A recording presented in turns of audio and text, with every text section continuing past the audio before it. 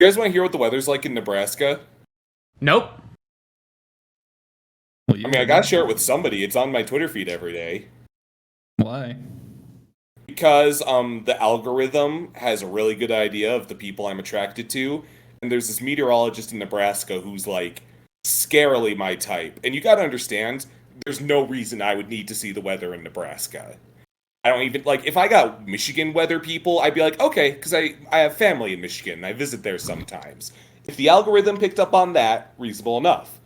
But no, the algorithm picked up that I love tall brunette women with round cheekbones. The meteorologist of Milwaukee is precisely this description. And now I get weather updates from Nebraska every day, and I'm just like, yeah, that's great. Is that what you call them? Cheekbones?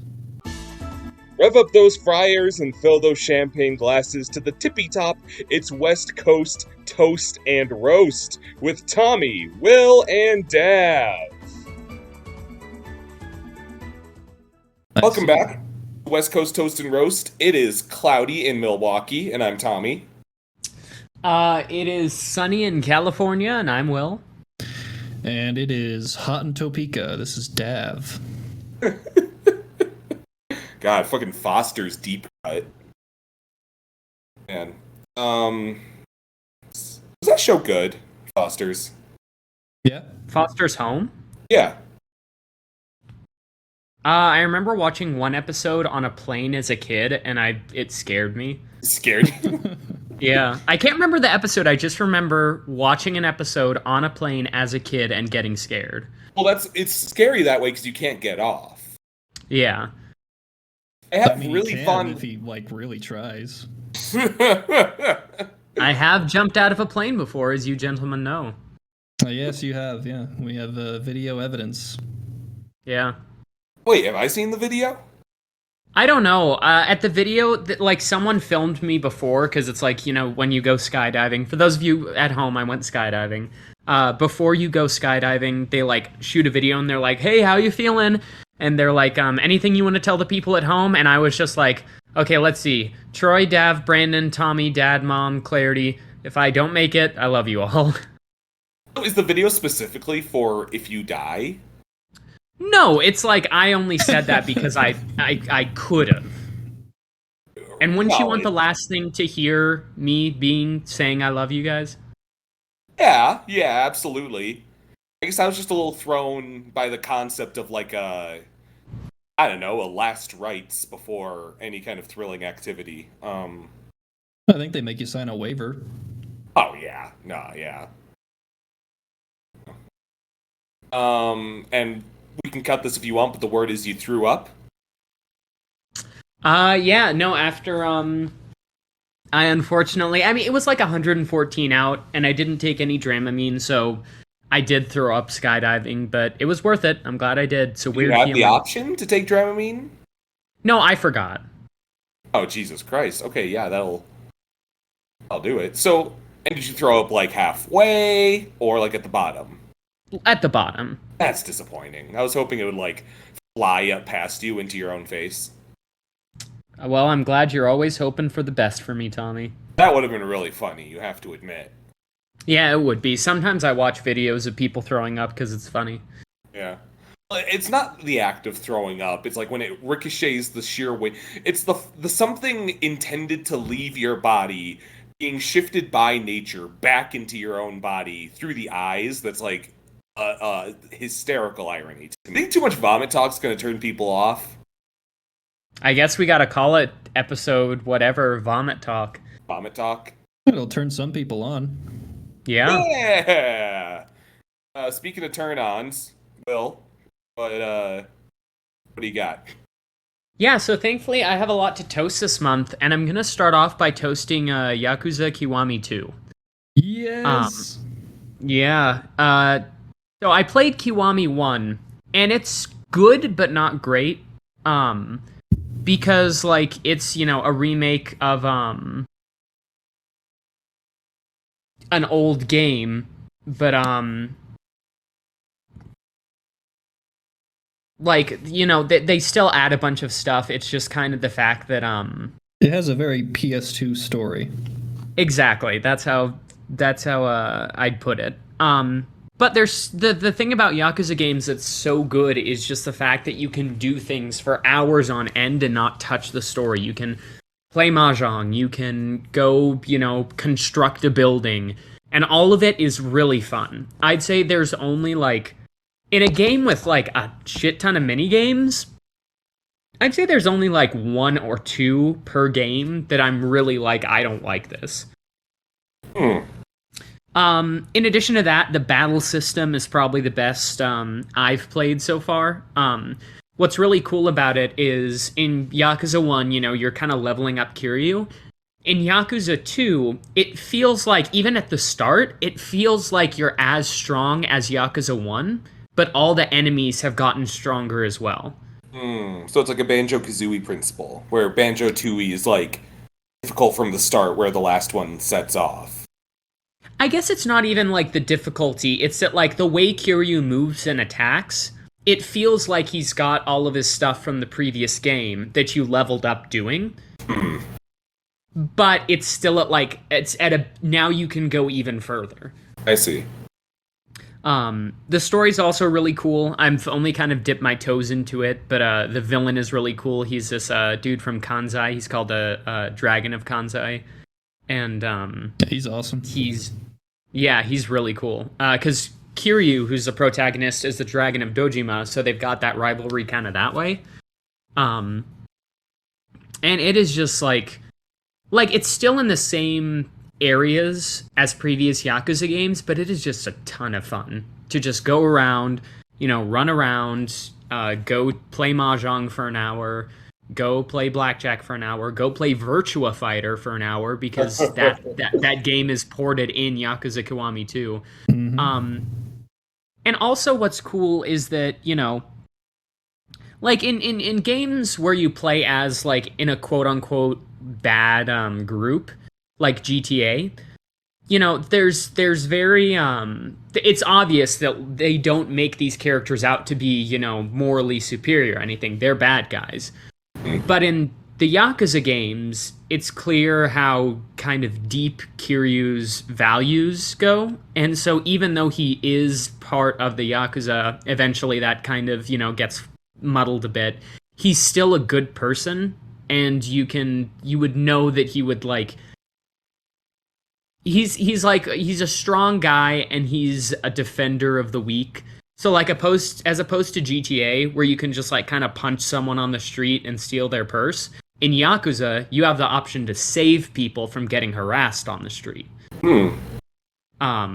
And I feel like, especially in this game where Kiryu's literally running across cities just to help out people, it makes for a really interesting game and a really interesting, I guess, world for a game like this.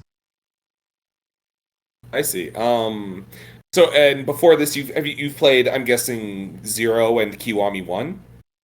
Yeah, and 0 is a pretty perfect game. Mm-hmm. It's, like I said, it's just there's so much to do and none of it is boring. I think the only thing I didn't like was Mahjong, because I just couldn't get the hang of it. I thought you hated Shogi, too. That as well. But like there's mini games where you can like build up your real estate empire, which sounds boring, but like there were times when I was just like sitting down for 3 hours just playing the real estate simulator or playing the, club building simulator. They just make these kind of mundane activities so much fun.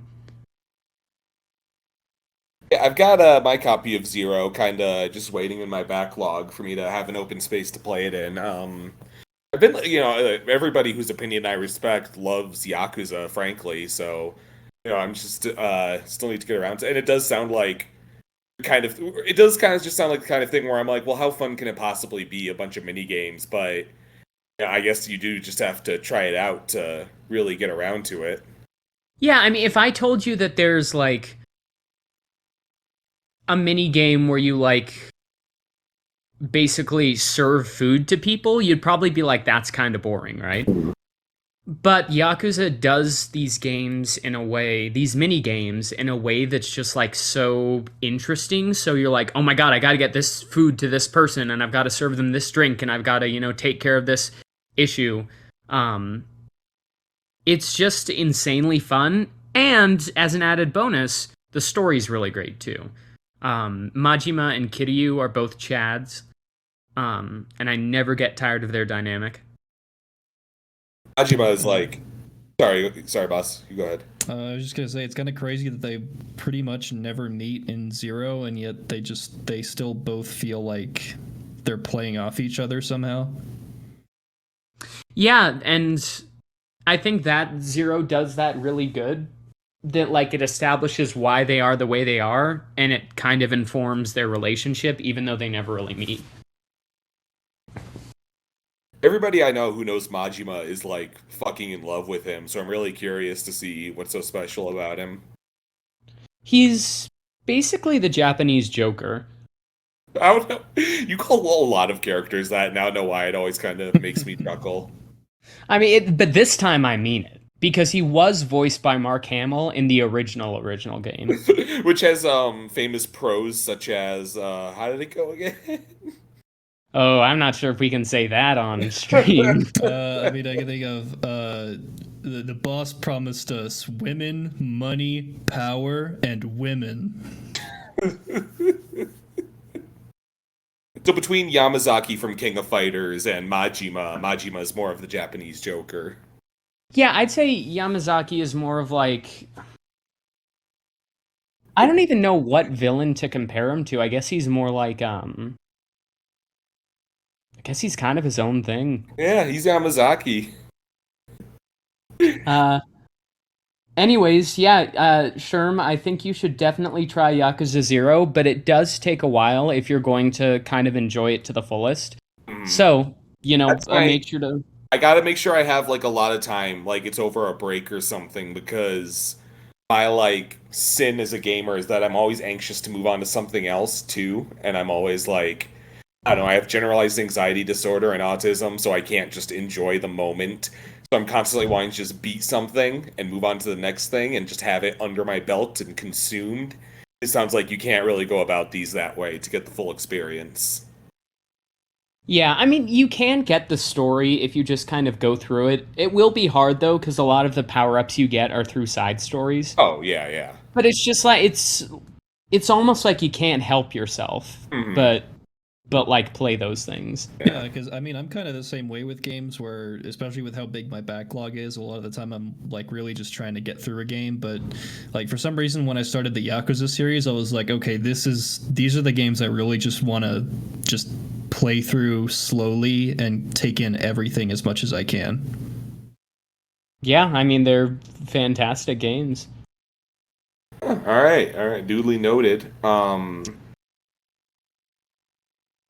Sorry, I lost my train of thought a bit. Was there anything else you wanted to cover? No, I think that's pretty much it. If you're thinking of getting into a new series, people at home, try out Yakuza. And I'll pass it over to the Davster. Okay. Well,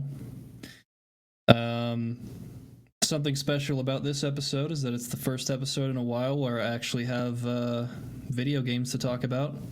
Oh. All right. So I'm going to start by toasting Persona 5 Strikers. Hell yes. Yeah, which is the Muso spin-off of, or I guess more than a spin-off, it's a pretty much a full-on sequel to the original Persona 5. Yeah. But it's instead of having the traditional turn-based combat, it does the Muso combat, the sort of like the Warriors combat, but not so much in an arena like fortress capturing way like you'd see in like Hyrule Warriors, but more just like beating all the bad guys. Combat. Yeah, it feels like if they took a Persona 5 like the dungeons in there and just switched it from turn-based to real-time action. That's a good way to put it. Yeah, it's done fairly well, honestly. It's a much more condensed game. It's a lot shorter than like base Persona 5, and it doesn't have anywhere near as much of like the side activities to do. But there are still like some requests and things, and the story overall I think is I mean, a lot better than it has any right to be. Yeah. Sorry, you go ahead, Will. Oh, I was just gonna say, what makes this game cool too is that the original characters are actually cool. Cause like in basically every other Persona spinoff, the original characters are pushed forward so much, and they all just suck profound ass. Yeah. But like Zenkichi in this, and to a lesser extent Sophia, are just kind of really cool characters that fit in really well. Definitely, yeah. They really have something to do. They feel like people, and you like care about them. I mean, even beyond the spin-offs, like Persona 4 Golden was the first Persona game I ever played, and even going through that, I felt like Marie really stood out in a bad way. Yeah. So, this is definitely a big improvement from anything like that, where they introduce, Scrimblow Bimblow, and you just want them to die. Well, I mean, if you've ever played, have you played Persona 4 Arena? Not yet, no. Well, the original character for that is named Labris, and Yeah, it's she's like the android character for like Aegis, right? Kind of similar. yeah. But the thing is, both stories just entirely focus around her, so it's borderline not even about like the Persona cast coming together. It's just about Aegis, and it's annoying as fuck. It's a new story with the Persona characters there, sounds like. Basically, and it's just, it doesn't really focus on them or build them. It's just all about, oh, Aegis is so sad. That's a real shame. I want to know. Persona 5 involves some degree of, like, story branch decision making, like who you romance, who you get close to. And I imagine that's kind of hard to make a sequel to because it kind of perhaps causes one to be decisive, like causes one path to be canonized with who Joker's romance is and all that. Does that is this game decisive in that way? They just pretend like he never dated anybody. They're literally situations where like one I'm thinking right off the bat is when you first go into a dungeon with Zenkichi, and he's like kind of like observing the dynamics of the Phantom Thieves, and I think Makoto like gets scared and like grabs onto Joker's leg, and he's just like, "Oh, I didn't know you two were a thing," and she's just like, we're not a thing at all." Oh, so they want to just like fish that out of the water kind of off the bat. Yeah, they make it pretty clear like he's not involved with anybody in the group, and it's just to be as neutral as possible, which I guess is kind of the best thing they could do. Yeah. Yeah, I suppose, and it does. I guess it is kind of a double-edged sword because I do kind of wonder, like, what the. I guess, like, part of me says it would be Panther, which, like, kind of not best girl, honestly. I don't know, because I mean, even the original Persona 5 kind of leaned more into him and Makoto being a thing than anybody else. I can see that, even though Haru's the correct choice. Well, I respect that. Yeah, that's pretty good. But yeah, I mean, I guess that is something I would envy about a JRPG series like Final Fantasy, where there's like canon relationships that carry over and mix into the story. But it makes more sense since Persona is a little more like a self-insert. Self-insert. Yeah. Yeah, it's not Cloud per se. It's yeah, that makes sense. So Zenkichi, is that Wolf? Yeah. He's a very cool design, and I appreciate really that his cool. persona is called Valjean. Yeah, like it actually fits his character too, that he would be like Valjean. Will's told me his backstory, but maybe we don't want to spoil it. No, Yeah. we won't get too much into that. I think that's definitely something you want to see. But If they ever make a Persona 5 fighting game, they gotta put him in. That's all I'm saying. I would definitely want to see him and Sophia make an appearance in that. Who's best to play as in this? If it's Warriors like.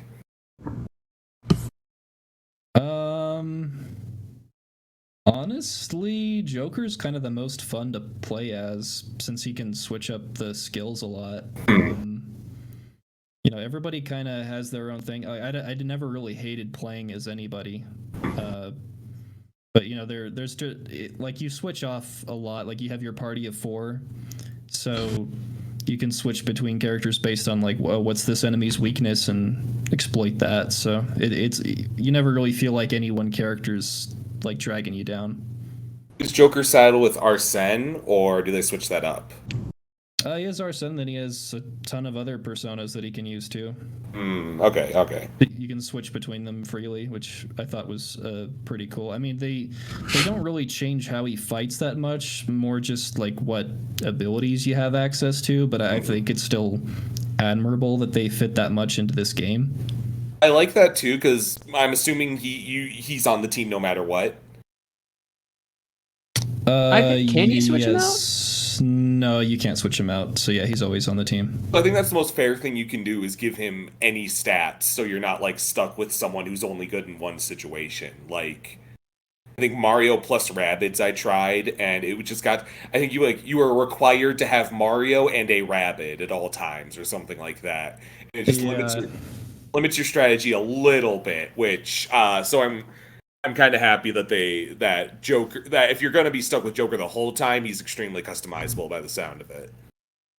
Yep. And I mean, additionally, this game is nice because it doesn't overstay its welcome. It's not super long. It's not too short either. I think it's just right. It all takes place in the span of like a month, so it's nice and short, which is sort of refreshing after dunking. I think I spent like 300 hours in Persona 5 and Royal combined. This is definitely a nice change of pace. But yeah, that's all I got to say about it, unless Will has anything more to add. No, I mean, I'm pretty much in agreement. I think the villain definitely isn't the best, but no, they still like it's a unique way to play Persona, and I like that a lot. Yeah, definitely. I mean, Persona, I feel like doesn't have a whole lot of super strong villains. I thought Royals was really good, but other than that, I mean, it's like you're basically just fighting God number 640. Oh my God! Yeah. It's God. Yeah. But, well, all right. Well, that's all I got to say, so I'll pass it off to you, Sherm. All right. So I'm feeling a little low energy because this is the first time we're recording a podcast post a Fat Boy Friday, which is when I celebrate being done with work for the week by having a cheap meal. So I'm like almost asleep, to tell you the truth. Nice. And I'm going to get my energy back up by describing one of the most insane movie experiences I've recently had. I spent $5 on a movie that, for all intents and purposes, does not exist, and that is Fall. Yeah. That I'm roasting this one. So, I felt slightly insidious spending money on this. I think the only reason I haven't donated to a charity to offset the karma of giving this product money was because it was $5 Tuesday, and that's kind of meant for trash. This movie opens with the logo of BuzzFeed Pictures. Oh. And have you guys seen the trailer for this? Yeah. Yeah, I saw it once, and I was like, how can this be anything? How can this... It's kind of what I call like a high school scary movie, where it's like an idea that's scary if you're a kid, like reasonably so, but the second you give it any thought, it's like, how could that be even 90 minutes? What are you talking about? I'm gonna go into voracious detail because it's necessary. Do we mind spoilers? I can't imagine. I don't think anyone. Perfectly fine. No. Okay. So this movie, two main characters are Grace Fulton. She goes by Grace Ann Curry now. She plays Mary in the DCEU Shazam movies, Mary Marvel. She's pretty great. And her best friend and her husband are all like recreational climbers. They climb shit for fun. They're rock climbers. Yeah. An accident results in her husband dying. A bat flies out of a cavern, he sticks his hand in, and he falls to his death. And this causes her to go into this insane depression. She's, just completely beside herself. Her dad, another big, probably the biggest draw for this movie for me is that her dad is Jeffrey Dean Morgan. Oh shit! And How'd BuzzFeed get a hold of him? I don't know. I think he's kind of down for, because he gets a pretty thankless role. He just shows up and he's like, "You can't just keep not living your life." And she's just like, "No, Dad, I'm drunk and depressed."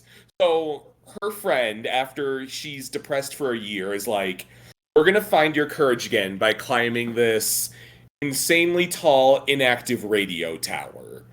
You know, I'm sure you all know the premise.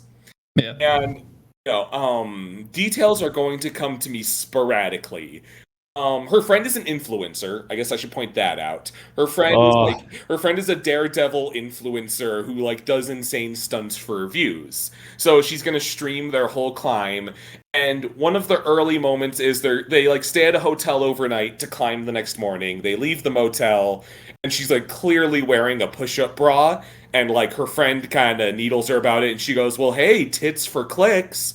And I only point that out because her tits being pushed up is a plot point twice in this film. Really? They're climbing up the tower. And it's obviously there's not much. To its credit, no, actually, there's another thing I have to cover. They're walking to the tower. They have to cut through a desert to get to it. They come across a buzzard eating, I think, a dying cow. But the cow is still vaguely alive, and that pisses them off. So they shoo away the vulture, the buzzard, and piss it off. And that's foreshadowing for later. That they are on a bird's bad side in this movie about climbing high objects. And I also want to point out that anytime they are opposite the bird, it is clearly archive footage from like a documentary. Oh no. They're like, "Get away from," and like they share space briefly with the bird, and it's clearly like a prop from behind. And then they cut to like footage of a vulture flying away that looks completely out of place, as if you Googled vulture found in the wild on YouTube and they put in that clip. Do they like reverse him flying when he's coming in and going out? It would not surprise me. So there's a point. So they're climbing. They make it all the way to the top. And when they're gonna head back down, as you see in the preview, Grace Curry. I feel bad saying her previous name. I don't know why she goes by a different last name. Probably just stage purposes. She knocks down the ladder, so they can't get back down from this insanely high tower. Their plan initially. And they also don't have cell phone service up there, but they do have their phones, because, like I mentioned, she's an influencer and they were streaming. They somehow think that they can, like, send a message of their whereabouts, and then drop the phone down to where it will have signal again, and it will trigger the sending of the message when they have signal, which I do not think that's how phones work. I'm pretty sure the phone would break. No, so here's the thing, is that they're like, yes, it will break. They have to cushion the phone. So their first idea is, we'll take off our shoe, and we'll put it into the phone with my sock, and maybe one or two other things. And of course, and here's where she's like, wait, your push-up bra. So like, it all comes back.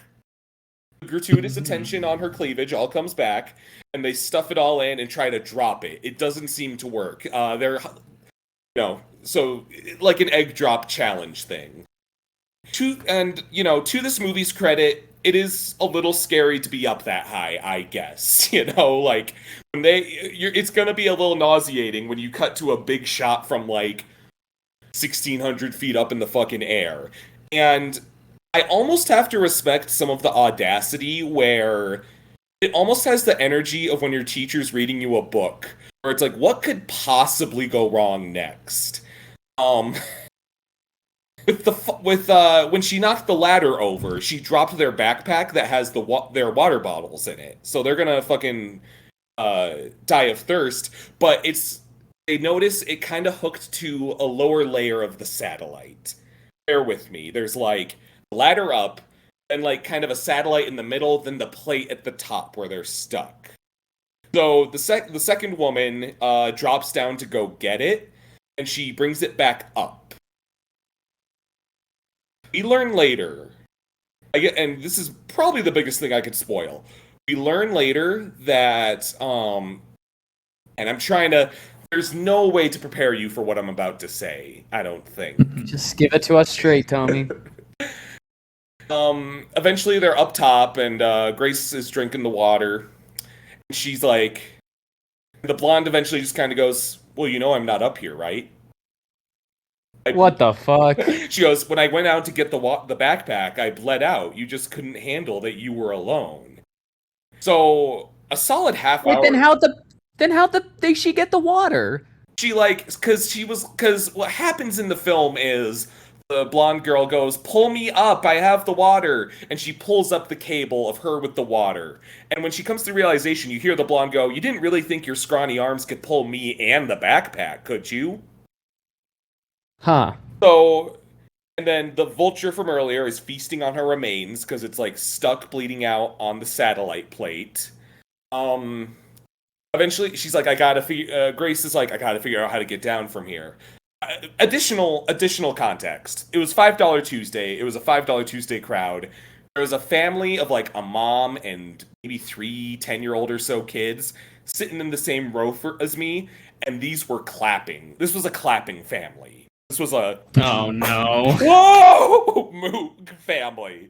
And I would probably be kind of pissed if this was a movie I actually had any kind of reverence toward. Like, if this was anything I was actually looking forward to actually watching. But it's $5 Tuesday. It's a trash watch. Who cares? Like, the preview for Idris Elba in Beast came up, and they were like, "Yeah!" Yes. Oh! The other big clap that I saw. Eventually, the buzzard is, like, flying into Grace Curry, trying to knock her off the tower, and Grace Curry grabs it when it's close enough and just starts to beat it against the metal tower. She's beating the shit out of that fucking vulture, and the family is going nuts. They're like, "Yeah, get that fucking bird!" Damn, they ripped off the lighthouse. Yeah. And that's how she survives a bit longer. She eats the raw carnage of the vulture she's killed to survive. And the ending is the most unhinged part, folks. So she realized she has the plan. She's gonna try. They broke the blonde's cell phone with the shoe. Grace Curry still has her own. She drops down to where her friend's body is and cuts her friend's leg open and puts the phone in her corpse and pushes Like- her. Huh? And I was gonna say, and like pushes her off. And pushes her off. And Jeffrey Dean Morgan. And so somehow it works. When the phone reaches signal, it can send a message. Jeffrey Dean Morgan drives in, and he sees people like cleaning up her remains in a body bag, and he's like, "Oh no!" But then it turns out a helicopter came for Grace, and she's okay. And it's like, who cared that she died? Wait, so I thought Jeffrey Dean Morgan died at the beginning. No. That was her husband or whatever. Her that husband died. died. her husband. Jeffrey Dean Morgan is her dad. Okay, gotcha. Yeah. There's also a plot point that means nothing where we learn that said husband cheated on her with the blonde friend. So I guess it's trying to make us be like, man, glad she's dead. Yeah, good thing she died then. She deserved it, clearly. It's weird how they play with it, because it leads to nothing. They seem to A weird plot point for a want her to be BuzzFeed movie. sympathetic. Like, when she's going down to get the bag, which causes her death, she goes, "Hey, maybe you'll be lucky and I'll die." And it's like, well, I mean, I think she is now, you know? Like, Yeah. man, there's some truly terrible green screen in this. There's a point where they brought a drone to the top of the tower, and they're like flying it to take selfies from the top of the tower. And they bring the drone back to the plate, and the drone hovers in the air a bit and never physically lands, but you see the image of the drone floating fade into an image of the drone back on the plate. Huh. All right then. So they could not transition properly from the CG drone flying that high in the air to the drone sitting on flat ground properly. And it was at that point I realized this should not be in theaters. What is wrong with Is it like a gem in the holograms It level? is. Oh man. And I have to appreciate the sheer fucking audacity. Like, someone wanted to make something scary about being up on a high fucking thing, and they did it. There's a point where they're like, what if we attach a note to the drone, and they fly the drone down that far, and just when it's about to reach a motel where they can have someone see the note, it gets hit by a truck. And you are like, no. You're like, no So fucking stupid. way. Like that's like the part of a story where your teacher reaches for the bookmark and you're like, wait, no, what? And I kinda have to appreciate that. But it is also perhaps objectively one of the worst films I've ever seen. Just watch Damn. the Towering Inferno instead with Paul Newman. That's a pretty good one. Watched that one a little while ago. Right. That's my insane rambling about a movie that I'm not sure is real. I wouldn't be surprised if I walked out of that and they were just like, "Why were you sitting in the fucking empty theater with nothing playing? What is wrong with you?" With like a screen Yeah. just Will, go ahead. Save us from that insanity. All right, I guess I'm going to talk about Bullet Train and give it a toast. This movie looked insane, and it looked like it would just kind of be a ton of fun, and it is. It's, what you see is what you get. And it's about, Brad Pitt is an assassin on a bullet train with a bunch of other assassins. And it's really stupid, but like in a good way. Like, it's one of those stupids where it's like, it's so stupid that it like circles around and becomes cool again. There's a dude who has a cane and he has a sword in that cane. That's one of the best. I love when that happens. Yeah, there's a dude who likes Thomas the Tank Engine, and it ends up like becoming a major plot point. The fights are not too long, but they're still really well choreographed and really fun considering it's just on a train. It does do the kind of nonlinear storytelling sometimes, but it does it in a really tasteful way. I feel like, because every time there's nonlinear storytelling, it's the character telling you about something that happened, so it flows very well together. Got some nice stylization as well. Every time a character shows up, there's like a nameplate of them in like their own style. So it's kind of like almost a fighting game intro. I love that kind of stuff. Yeah, so like one person comes on and it's like the father. It's just like it's a really cool action film, and it just like it doesn't try to be anything more than it is, and I really appreciate that. Like, it just kind of wants to be a fun thriller, and it really succeeds. It has a little Deadpool pedigree that has me a bit nervous, I'll be honest. How do you mean? I think it has, like, the director, I think, hold on. I'll double check. Oh, yeah, I think the director did, like, one of the Deadpool movies. Yeah. I'll double check. David Leitch. He directed Deadpool 2, yes. And Atomic Blonde, which I'm also not fond of.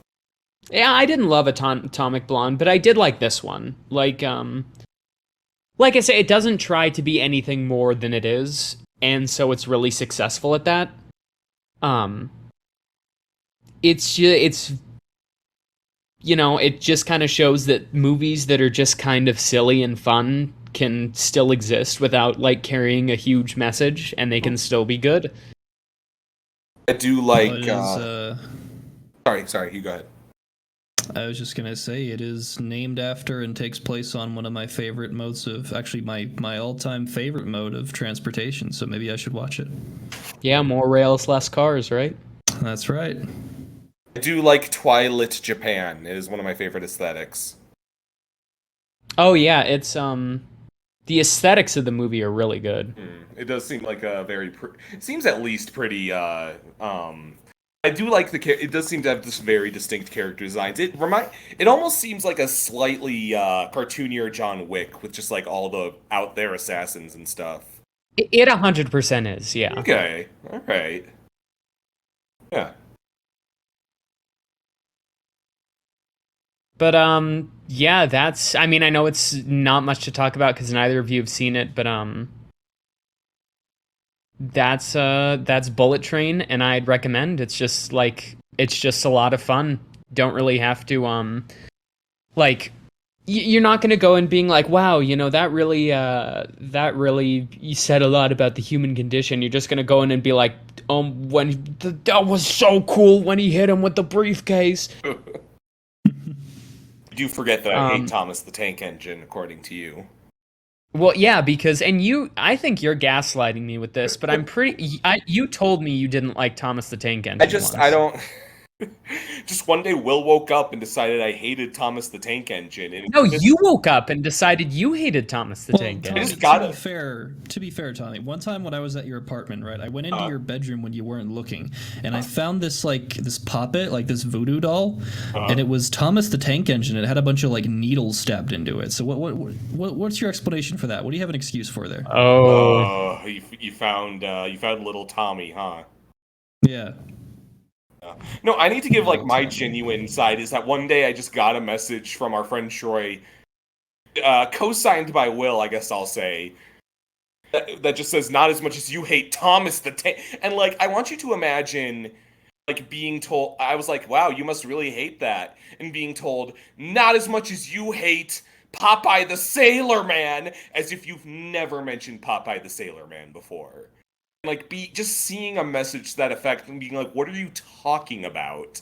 With all that conviction, I'm like, when I'm positive, I'm convinced you're the one gaslighting me.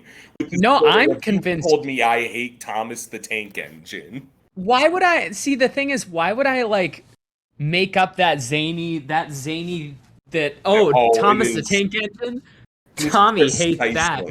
I remember you know what? I know it was in high school, and that's how I remember, because I remember being in a classroom when you told me it. I perhaps was, like, dismissive of Thomas the Tank Engine. Like, I was like, I don't particularly care for Thomas the Tank Engine, but you just, like... And then it became a thing in our zeitgeist 2 years after, where it's like, I don't remember turning down Thomas the Tank Engine when tempted with Thomas the Tank Engine. No, I asked you what you thought of Thomas the Tank Engine, and you said you didn't like him. Doesn't mean I hate him. You said you hated Thomas the Tank Engine to me once while you were really intoxicated, and that is a truth serum. That's what alcohol is, so I think you just despise him, and you don't want people to know it. I do uncover daring truths when I'm intoxicated. Yeah, it was probably at Troy's grad party. Troy's grad party where I embarrassed him in front of all of his guests. Oh, yeah. And how long have you been working on prehistory of Jurassic Park, Troy? Oh, you're gonna have to cut that. Why? No, well, I mean, I don't know if the audience would get it, but I guess you could keep it in. Oh, I'm keeping it in. Well, thank you for endorsing this bullet train. Sorry, what? I was just going to say, I guess it's off to the Dav now. Cool. Okay. Well, I only have one thing to toast, like really toast, but I'm going to throw out an honorary toast before the main toast. Or, sorry, roast, not toast. And that is Soul Hackers 2. I'm only throwing that out as an honorary roast because I have not played it and I never will. But apparently it is fucking terrible. And everything I've heard about it points to it being awful and a complete waste of time. I mean, I heard that people were like, this is just Persona, but better, because it's... And I was like, oh, that's a pretty lofty claim to have. No, because its problem is that it tries to marry the concepts of Persona and SMT into one game, and so you don't get really any of either, and you just get a confusing, terrible mess, and some truly awful like character banter, and just it's a total way. I mean, apparently, like most of the dungeons look the same; they're just like an empty void of blocks. And the only reason I'm really throwing this out as an honorary roast is because I did kind of have some hopes for this. I was expecting it to be at least somewhat decent, but nope, it's terrible. So this is Soul Hackers 2, it's called? Yes. Soul Hackers is like an SMT spinoff, sort of like how Persona is an SMT spinoff. So yeah, I didn't know it was made by the people who made Persona.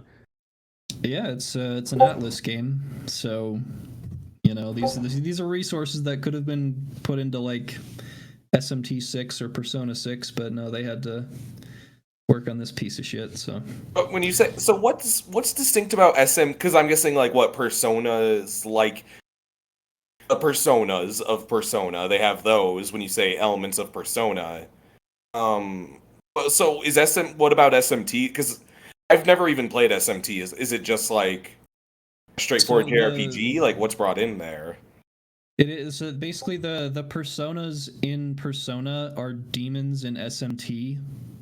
So like Jack Frost is one of probably the most famous one.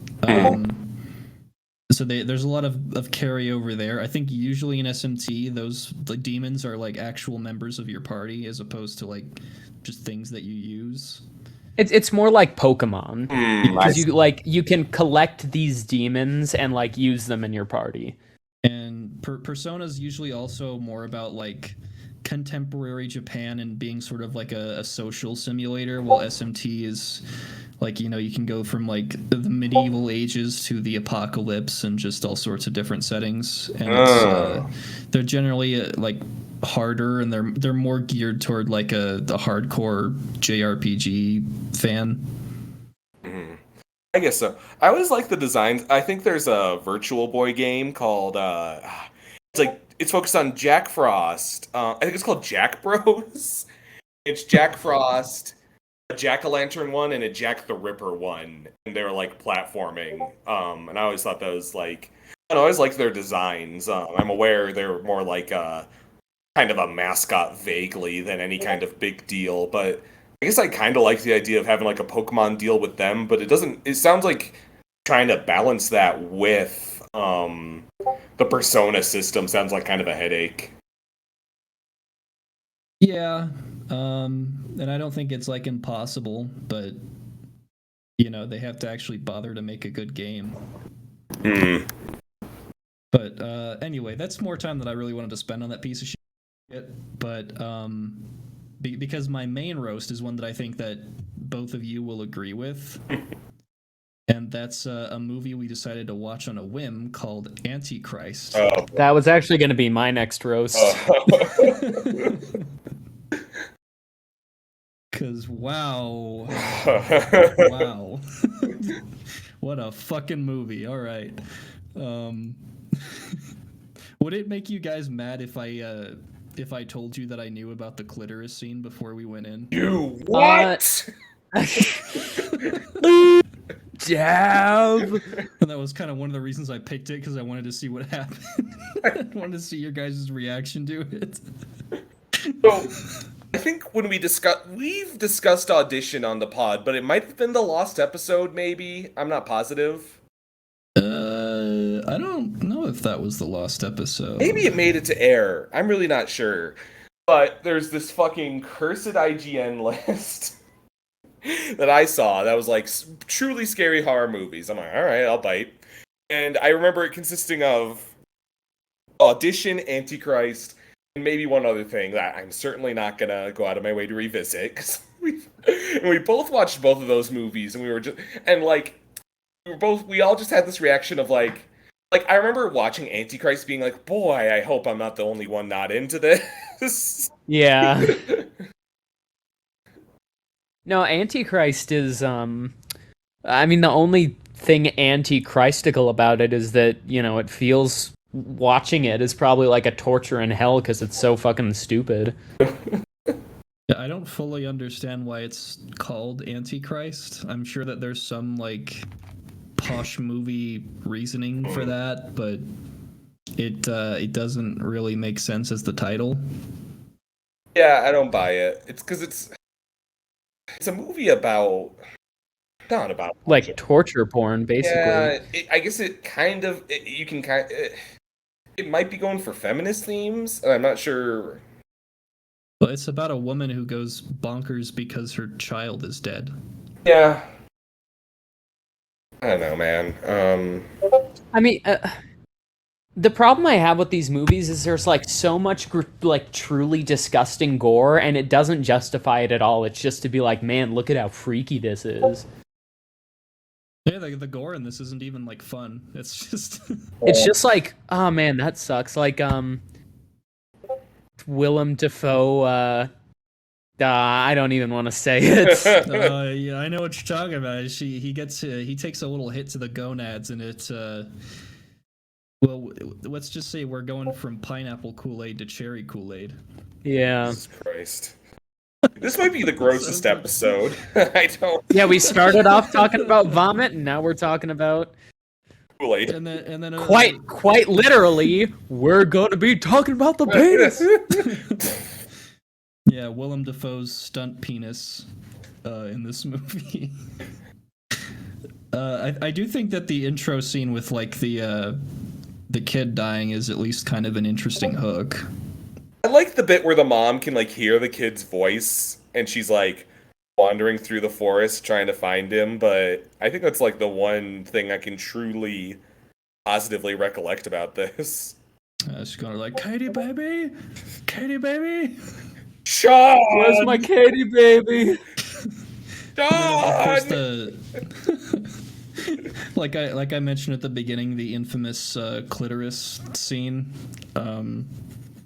Just chops it off. Fucking Will's reaction as that was happening, just like, I can't fucking watch this right now. It was just so truly like repulsive. Well, my favorite scene in this movie is when we find out what the fox says. Oh yeah. Oh man. Oh my god. This is held up as like one of the best movies ever made on a lot of people's lists, and I don't fucking understand that. Yeah. I mean, I think it's because like here's my conspiracy theory. I think that no one understands it, but they like pretend to, and like this group of people has like pretended to understand it and like thinks it's good, and that's why it's so highly regarded. I don't doubt that. Something about Lars von Trier, or however you say his name, just like gets people into a certain mood. I like when he Just, And like, he also don't played forget the anything. pie I like when he in played Pie. Too Many Cooks. Yeah, he was Too Many he Cooks was the pub. scarier than this movie. That's true. I'm always astonished by just how well Too Many Cooks holds up every time we watch it. It's like that was something we were annoying about in high school that you'd think wouldn't age well, but we watched it like last month and we were just like, oh, this still slaps. Yeah. This It's is fucking amazing. great. Too many. That's our big toast. Is Too Many Cooks. Yeah. Oh, yeah, that's. If you haven't seen it, go watch it. Man, I would love to see that for the first time again. I would give anything. I vividly remember where I saw that for the first time too. I was in is it called Northfield? Like the sort of like outdoor mall area by Denver. I think yeah. Uh-huh. And I was like at a restaurant, and my mom was like, "What the fuck are you watching?" I was like, "There's too many cooks, Mom. There's too many cooks in the kitchen." What the hell is this? It's ponies.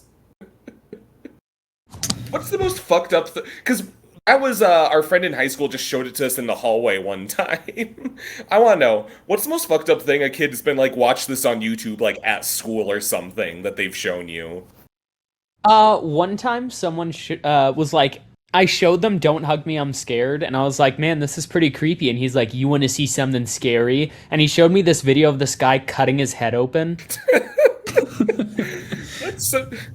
There's just that small tribe of like kids in black and purple hoodies being like, check this out. No, dude, I was that kid, so I don't know Oh, no. showing me anything because Yeah, except It wasn't in a black and purple hoodie. It was in a Minecraft creeper Yeah, hoodie. Minecraft creeper hoodie walking up, and I think at some point I somehow showed this to practically everybody in my middle school, but there was this 4-second clip I found online of just like a big group of baby chicks sitting in a meat grinder, and then it suddenly gets turned on and they just all get turned into a slushy.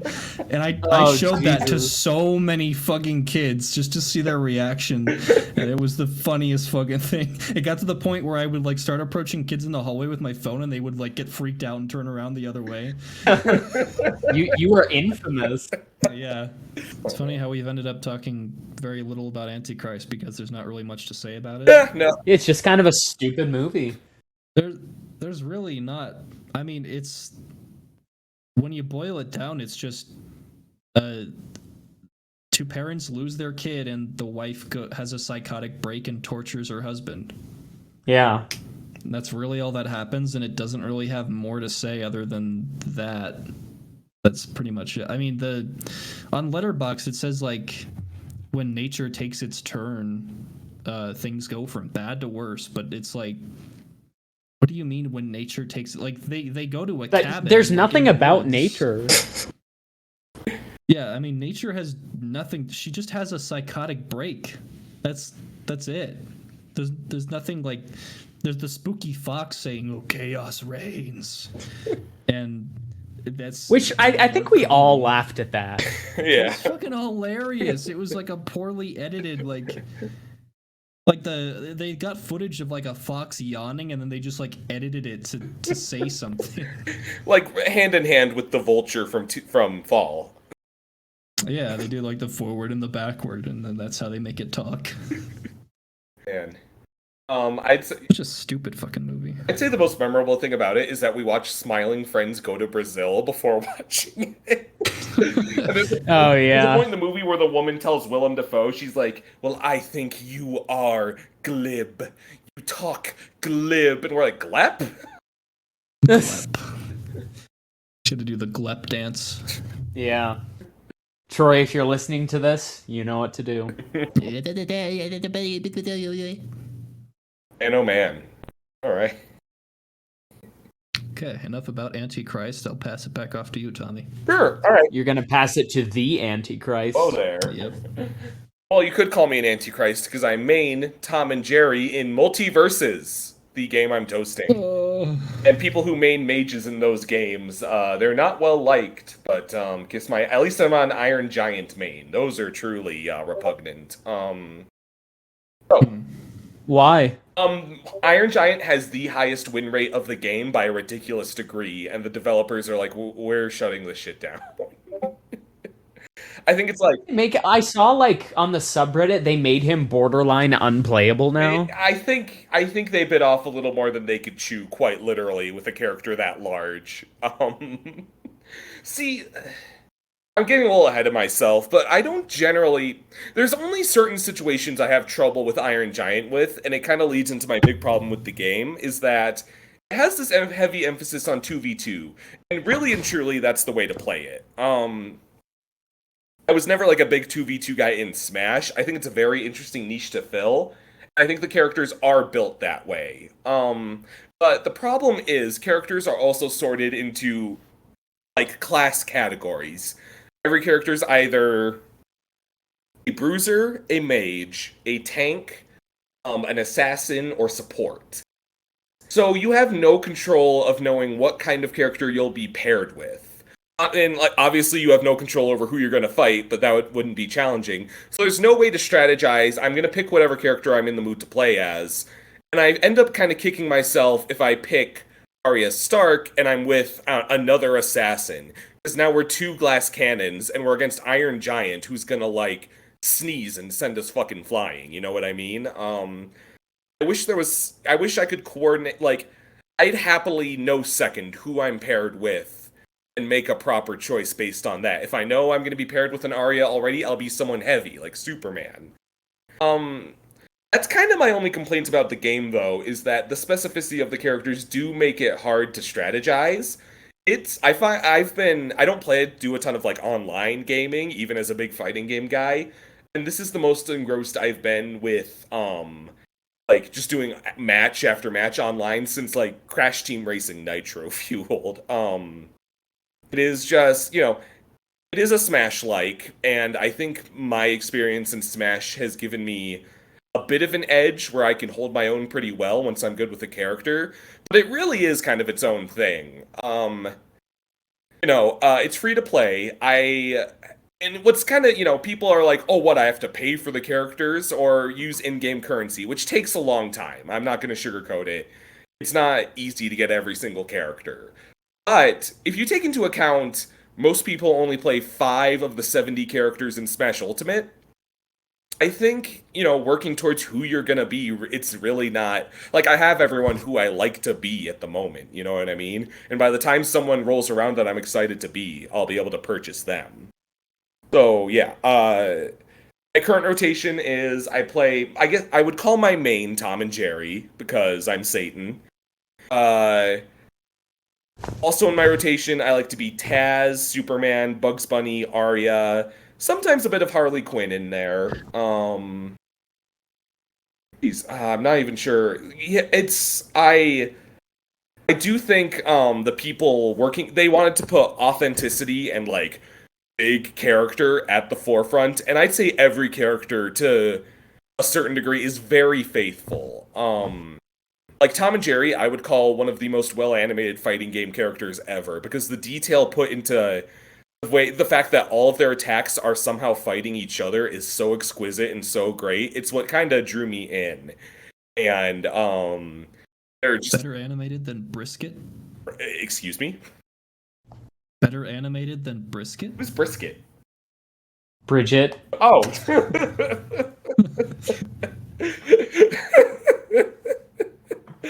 I thought you were making another food battle joke. Oh, no. My pink frosted sprinkled donut is gonna take against you, down. Brisket. Shut up! See it, bitch. Most unhinged episode of this is the 1-year anniversary. It's like our most unhinged episode where we're just quoting Fesh Pins and Too Many Cooks and Smosh. I want to see the Smosh babies in the next Mario Kart, Sakurai. Oh, okay. Well, Tommy? What's the Smosh babies? Oh, Tommy, don't ask that. Don't ask that. Is this like the tweet of someone saying, "Who's Chris Chan?" and Golden Requiem fucking... Dav, you better not be looking up Smosh babies right now. I pulled up the Smosh wiki page on Smosh babies. Go ahead and read it to us. Okay, well, Smosh Babies was the 21st cartoon to air on Shut Up Cartoons from August 12th, 2013 to June 23rd, 2017, with 5 seasons and 56 episodes. No! It was the longest running Shut Up Cartoons show. If I Google Smosh babies right now, will I be like horrified? Probably. I'm gonna do it. It's like The Ring. You look it up and you only have 7 days left to live unless you tell someone else about Smosh Babies, and Dav just told you about it, so now you only have 7 days left to live. They don't even really look like fucking Ian and Anthony, for Christ's sake. No, they don't, and it's a really, really ugly show. No, this is awful. My God. It's disgusting. How did we get to talking about from Multiversus and Tom and Jerry to Smosh Babies? Because I mentioned Brisket, and then he thought I was making a food battle joke. Jesus Christ. Well, you know what I have to say about this conversation? What? Shut up! So Multiversus, Smosh Babies for Multiversus. Yeah. I also play as Velma. I shouldn't. I guess what I like is that, it does sound kind of overwhelming because every character has perks and a character class, and I'm like, okay, what is this, Overwatch? But like, if you imagine a character like Velma is hard to play with because she's support and maybe in some ways technical, you'll still be able to hold your own if you're like kind of learning her. There's some characters labeled as expert characters, and it's a matter of just their mechanics being more advanced. And what I appreciate is that even when a character you haven't unlocked them yet, they're all playable at all times in the lab, the practice mode. So you can kind of try out a character and see if they're worth it. Like Tom, for instance, like I was just so enamored with Tom and Jerry and the way they looked in this game that, and just my fondness of the cartoons, I was excited to try them. But I got my ass kicked the first handful of times, partly because it's in beta and it's laggy. But Tom is interesting because he basically has two move sets. When he has Jerry in his range, he has some of the strongest moves in the game. But the second Jerry is separated from him, he becomes next to powerless, and you have to consistently keep track of situations where you are separated and you can be reunited with Jerry. And your opponents can like kill him and your partner can pick him up for you. And it just creates some really great situations. You've got, it just, the characters are very rewarding to get good with because it's not a matter necessarily always of frame data and who has the best up air. It's a matter of, it almost feels like every character has a win condition, almost like it's a fucking strategy game. With Taz, your win condition is to get people, all of his light attacks have a salt and pepper shaker in his hand. And when you reach a certain number of hits, your opponents turn into a giant chicken, a roast chicken. And they're extra vulnerable. It's shit like that. And that's it. No, it's not knock your opponent off the stage. It's being aware of what does my opponent need to do to knock them off the stage. I find it fascinating. I think it's super fun. Yeah, I mean, I guess, like, my only problem with the game is sometimes the roster feels like, even with a smaller roster, it feels a bit too homogenized, especially with, like, the vast expanse of Warner Bros. Mm-hmm. Like, but we didn't need both Finn and Jake. Like, we didn't need them as separate characters. Especially because they're the worst characters to fight against. Yeah. I don't think we needed Steven and Garnet. I don't think, judging by the leaks, we're getting a ton of new DC characters, and not all of them are,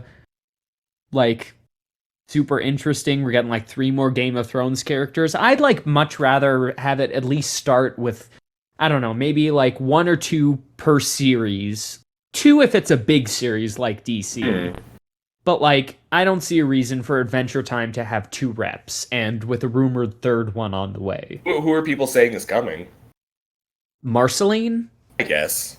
Probably at some point. Yeah. And I guess the other thing is there's really no blocking. There's just dodging. Yeah. And so sometimes, especially in 1v1, you can basically just win by throwing out moves. And that can get a bit frustrating. I've had some intense 1v1 matches, I would say. Uh-huh. I mean, I know, when I first picked up the game, I just played a random character. I didn't even try him out, and I was just throwing stuff out, and the opponent was doing the same, and I was winning. It's some of it just seems like a bit of a, use this and hope it hits. I don't know. I think there's not so many defensive options because it's more so you have defensive characters, there's probably less use for support and tank characters if you can just block on your own. And I think creating that reliance is what makes the 2v2 the more interesting aspect. I suppose so. I could definitely see where you're coming from. Yeah. Some of those characters are expert for a reason. I've gotten pretty good with Tom and Jerry. Steven Universe is an expert character, and I, picked him up in the lab. I had no fucking idea what I was doing. Oh yeah, because he's got the bubbling stuff. You can bubble people, you can create diamonds, I can shock people from a distance.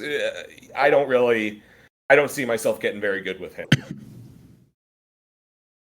Well, I guess you'll just have to train with Limu Emu in Rivals of Ether. Yeah. Can't wait for him to be even more overpowered than Golden Ronald. What the fuck are you two talking about? Wait, you don't know that Brandon's gonna mod... You know how Rivals of Ether has the workshop where it's you can create your own characters? I guess I wasn't aware of that. I'm not very familiar with that game. Okay, well, there's a workshop. So, they put in Plusle and Minen, Akuma, like some other characters, and Brandon is going to mod Limu Emu as a character, like through sprite Oh work. Jesus Christ! I'm not sure how serious he is about that, so I've been looking into it too myself. But Oh hell yeah! So you're gonna make Limu? the thing about mods for Rivals of Aether is that it's like 90% pixel art and animation, which is definitely not my strong suit, which is why I was trying to prod maybe Troy into looking into that. But Oh, Troy would never make Limu Emu. yeah. What if we I don't what if think we he coaxed him would. into saying it could be his training dummy? Oh, that is true. Yeah. Sorry if you're listening. But you do have to make his victory theme Limu Emu and Doug. Usually when we do West Coast Toast and Roast, we try to keep it pretty accessible. This one's like 50% gibberish. This one's for the folks at home. If you know, you They're know, just like, Liberty, what Liberty. is chicken and Winnegish? Chicken and Winnegish? I think you're a big boy. All right, well, you're unless you have I'm looking forward to Black Adam and Stripe. I'm having a lot of fun with this game. The dialogue is super fun. Like I love how they have the different characters interact with each other. I could go on and on. I think at least every character has some kind of neat detail, even if they're not my favorite. Braun kind of kicks ass, even if I'm not very good with him. It's cool. It's great. It's great. Will, I'll pass it back to you. All right, I guess I didn't really have anything to roast besides, well, Antichrist, and Dab stole that from me. I thought you were gonna roast Most Dangerous Game. You know, that is a good point. So I'm gonna. That's so niche, though. This is gonna be a mini roast before I get to my toast. Didn't a bunch of kids like read Most Dangerous Game in school at some Oh, point? yeah. That was like one of those I read it in things school. Yeah. that you just kind of read. I guess so. Yeah, I guess then, I'm gonna roast the Most Dangerous Game movie from 1932, which is so fucking specific. But The Most Dangerous Game is one of my favorite stories. And, while I'm teaching, I read that with the students, and then we watch the movie version. Here's the thing that made the original story so good. You've got Rainsford, who's like the hunter, and he is alone in this. He falls off the boat, there's no one there, he meets the general. The general says he's gonna hunt him, and it's just him. In the movie, they bring in this original character, this lady, and her purpose is for nothing else but to for Rainsford to comfort her. And it is the dumbest shit ever. Like in the original story, Rainsford is you kind of feel his you feel his paranoia and panic, but in the movie there's none, because it's oh, he's got to be strong for this, this lady that wasn't in the original book, and obviously, they hook up at the end. That's bizarre. And it's really lame. And in addition, a cool thing about the book is that General Zaroff, who's the bad guy who hunts humans, was honorable. He had his code of honor, but in the movie, he's just kind of a sore loser and a piece of shit. In the book, it ends with Rainsford wins he outlasts General Zaroff, and Zaroff is you win. And then Rainsford is nope, we're gonna fight to the death, and he's that's what I'm talking about, this will be our last hunt. In the movie, that same thing happens, but Zaroff pulls out a gun to shoot Rainsford while he's not looking. Oh, that's pretty lame. Yeah, so you take this really cool layered villain and you just turn him into, oh, he's bad. The movie's free on YouTube if you guys ever want to watch. It was made on the same sets as King Kong. To my knowledge, the short story ends in a cliffhanger. Does the movie as well? No, the short story doesn't end in a cliffhanger, but even if it did, the movie wouldn't. The movie ends with Rainsford and, the girl driving away from the island. I could have sworn the story ended indecisively. Maybe it was just an excerpt in our textbook and it didn't actually finish the story. Oh, another thing is in the novel, his name is Sanger Rainsford, which is a really cool name. In the movie, his name is Bob Rainsford. And I have no minion. idea why they changed Yeah, it. Yeah, that's what people were saying. I remember that as like a standout because that was one of my favorite short stories that we read in like high school, and it really stood out to me because it was like, yeah, compared to every other story we read that was like had a deeper meaning and was about like coming of age. This was just like a really fucking cool like action like thriller story. Yeah, and the story still holds up, you know. Obviously, I read it the other day, but it's just kind of frustrating. And it's weird to say because this is like, you know, before movies were actually a thing, so they pretty clearly like edited the story to appeal to general audiences and what's popular at the time. Um, but Yeah. it's just it sucks because we'll probably never get a good adaptation of the Most Dangerous Game. Apparently, there was an adaptation in 2022 that has a 0% on Rotten Tomatoes. Oh, Jesus. It's a fucking. So I just feel it's not a hard story to Well, I think It's good. Like the source material is really good. Yeah. most dangerous game is probably public domain to the point that you can call anything that title and it would be like. I don't think. I bet it has nothing to do with the actual story if it came out this year. No, I looked up the summary and it is like kind of like it's obviously takes its liberties, but it's liberty bibberties. But you know, it's just kind of a bummer like seeing a story that you love just constantly butchered time and time again. Yeesh. Maybe you can explain this to me because I still have never figured this out. But since you're a teacher, can you tell me why like you're reading this in school? Because it's fucking awesome. I don't know why so many schools read this story. Yeah, I mean, I truly don't know either. It's just so They just like put it on the curriculum and they're like, yeah, read this to the students because basically, I mean, doing it. You know, it's again, you know, I'm teaching while I'm pursuing voice acting. It's good to like talk about conflict and foils in setting, but other than that, it's just a good ass story. You guys read the Scarlet Ibis in high school? Yes. Oh yeah, Fuck that one. Fuck that. Oh. Speaking of traumatic school memories, fuck the Scarlet Ibis. Yeah. God, like, I don't think that one really stuck with me as much as it did with a lot of other kids. I don't know. It reminds me of that the clip from SpongeBob where they're going over the tiny bump on the roller coaster. Oh really? It describes in vivid detail all the blood and shit. I guess, but I think by that point I'd already like seen and read worse stuff. Oh well, yeah, you've been showing people that videos of the pigeon and the meat grinder. Pigeon. Yeah, that's true. I think The little baby chicks. in fairness, you don't expect that. Like, if I read that on my own, it'd be like, okay, sure. But this is like, oh, I'm in school and my brother has died and I'm crying over his corpse, yelling, Doodle! Doodle! Yeah. Oh, I forgot his fucking name was Doodle. But yeah, I mean, yeah. Other than that, I mean, I didn't really like most of the stuff we read in school. I still think a lot of it maybe could have been skipped over, and I think a lot of that stuff is just read because it's what they've always done. But I really do appreciate Most Dangerous Game as a story that we read in school. I think that's probably like my. I mean, it's been a long time since I read it, but that's probably like my second favorite short horror story next to The Road Not Taken. I don't know if you guys have read that. I don't have. What's that about?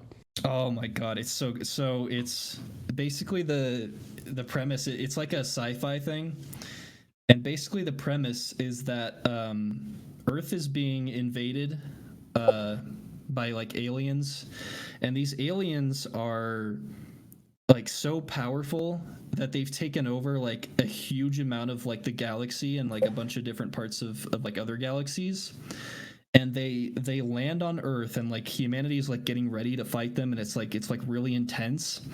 And then as soon as they start shooting, it's like plainly obvious that they're fighting with like muskets and gunpowder. So like the humans very quickly like hand their asses to them, and they like interrogate one of the aliens, and they're trying to figure out like what's going on, like why are these guys like why did they invade us, and what's so powerful.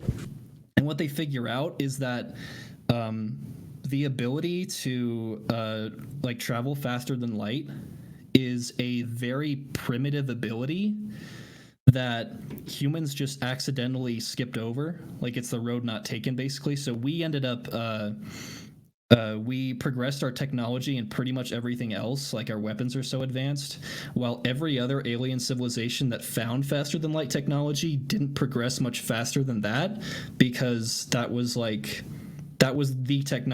only thing they really needed to know, and then everything past that was kind of incidental. Oh, that sounds really cool. Yeah, and then so as a result, humans get access to faster than light technology, and the aliens are like, oh shit, we're gonna get completely taken over on an intergalactic scale because their weapons are so much more advanced than ours. So now, like, they become the alien invaders. Yeah, pretty much. It is really good. I recommend reading it if you can, because it's awesome. Who's it by? Good question. Road not taken. Probably someone I'll raised see if this. I can pull it up here. Harry Turtledove? Huh. Yeah, you can read it online. It's really good. Oh, that's nice. Yeah. I do think I don't think I could pick a favorite short story without like saying only one per Lovecraft, because I think my top 10 favorite short stories are all Lovecraft. Someone I still have to racist. read the Lovecraft stories, but Yeah, Call of Cthulhu is really good. Like at first I was like, oh, you know, there are so many more cooler elder gods than Cthulhu. Then I read Call of Cthulhu and I'm like, okay, yeah, I could see why people like this guy. I know those are all like online for free too, so I probably should get around to those. Yeah, it's pretty good. But anyways, it's over to you, Davey. Okie dokie.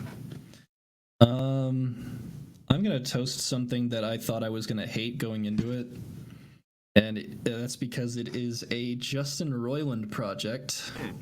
Oh, Anyone here like Justin Roiland? Yes, the Gamescom fiasco. Poor Jeff Keighley, man. He has he's a mixed bag. He just wants us to love games again.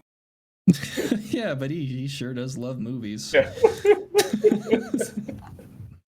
Anyway, I'm toasting a little Hulu show called Solar Opposites. Have you guys seen it? No. I've seen ads for it.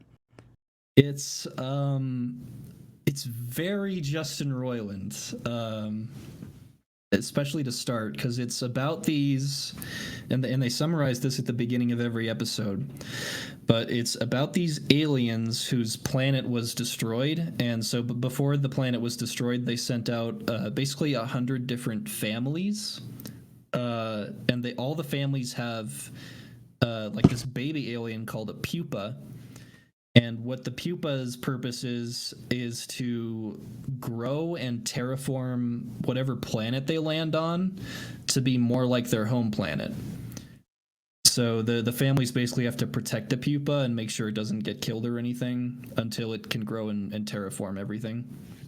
And in the meantime, the aliens are kind of just living on Earth, and instead of like trying to hide their presence, they're just plainly like aliens, and all of the townspeople have kind of just accepted it. But it's pretty funny for the most part. The one thing that really sticks out to me about this show, and the thing that I think really makes it worth watching, is that there's this entire subplot called The Wall. Oh. Not the nostalgic one.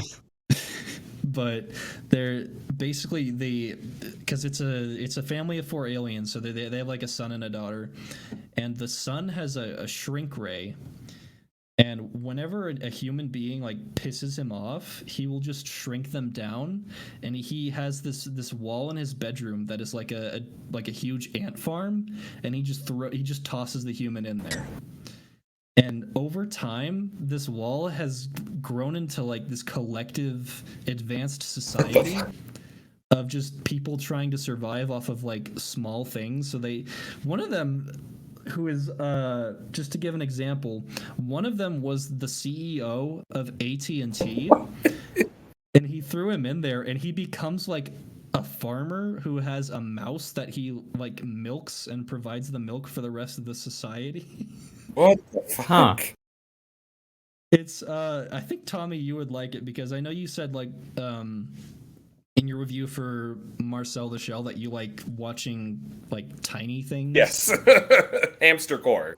And yes, the wall is basically all that. It's hamster core. And it's like a big civilization of that. And it turns into this complicated like socio-political conflict as they transform from like a society ruled under a dictator and like overthrow it, and just watching the society evolve from there.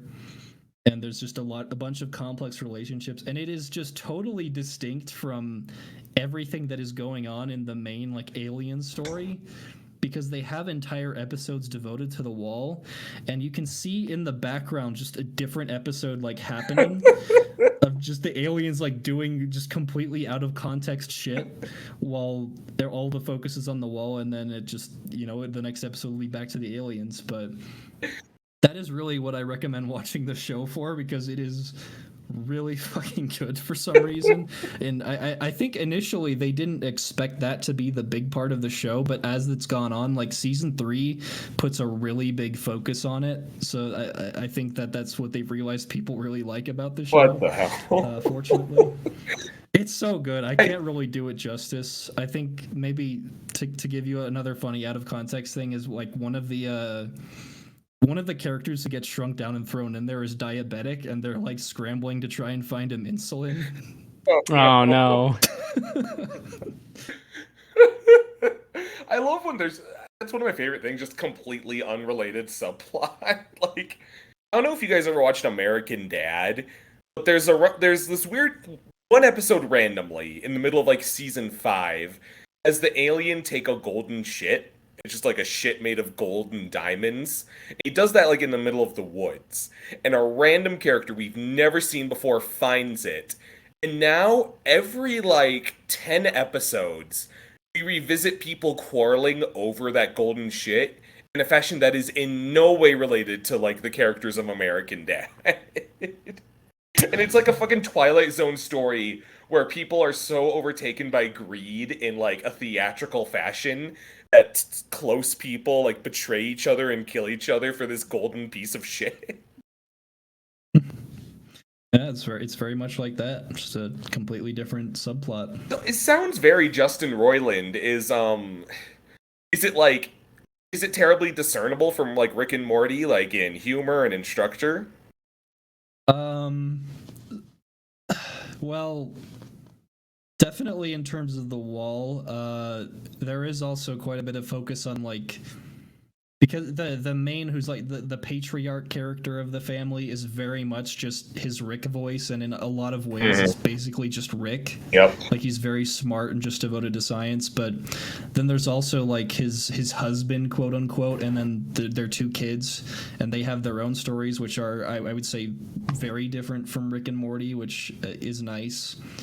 I think particularly his like husband character is a real standout. He's like really, really funny, and he has his own stuff going on. Okay. All right. I don't, for all the shit we talk, I don't mind Justin Roiland stuff. It's just, there's the culture approaching it. You have to be Like very the game smart coming out. to like Rick I like it on a and good day. Have you ever guys watched the Netflix special Hilarity for Charity? No. It's like No. a Seth Rogen hosted holiday special where he just he's like, we're going to do, comedy for charity, and all the proceeds will go to charity. And he brings on like some very normie comedians like Michael Che, and they completely bomb. they suck. It's terrible. Then it's like, and now our special guest, Justin Roiland, who's made an animation for us. And it's like a Justin Roiland style alien character being like, hey guys, it's a hilarity for charity. We hope you enjoy. Here's our animation. And it cuts a bit. And then you just see the character shake, like, completely naked and shaking their balls into the camera. Jesus Christ. Oh man, no. It's like I watched that with my mom also, because it's like, oh, it's a bunch of stand-ups. It's something we agree on. We like Seth Rogen. That fucking happened. Justin Roiland can be very funny. I think maybe he just feels kind of trapped into doing the Rick and Morty voice and style of humor. I don't know Yeah. if he... That fucking Morty voice is in everything he Oh, does. yeah, no, it's... I wonder if he and Dan Harmon aren't the match made in heaven we thought they were. Yeah, Dan Harmon... maybe just a Dan little. Harmon is like such a whore for story structure and varies in continuity, and Justin Roiland is like, what if everybody had a plumbus? Remember when Dan Harmon fucked a baby? No. He what? He got into hot water about that a couple years ago. What? Of like, it was like a comedy video he did, and he I don't really know how else to describe it. He just he goes up to like a baby in its crib, and then you like hear it crying, and he's like, I'm gonna fuck this baby, and then it like fades to black as it's like being fucked. Jesus Christ. Is this something you showed people in middle school on your phone after the I don't think so. after you ran out of people to show the baby chick meat grinder to? It would have been if I knew it existed, probably. Man. All right. Yeah, I always saw Solar Opposites. I was like, there's no way this is a different show. It sounds like it. It's good. All right. If you don't like Rick and Morty, you can probably still. You're like probably this, not they're- smart enough for solar opposites. No, they're distinct enough. All right. I do think that it gets a little too meta humor sometimes, but outside of that, it's pretty good. Gotcha. All right. Yeah. No. Okay. Back to you, Tom. All right. Last one to round us out. Usual. Yeah. All right. Sure. I've been, Amazon acquired,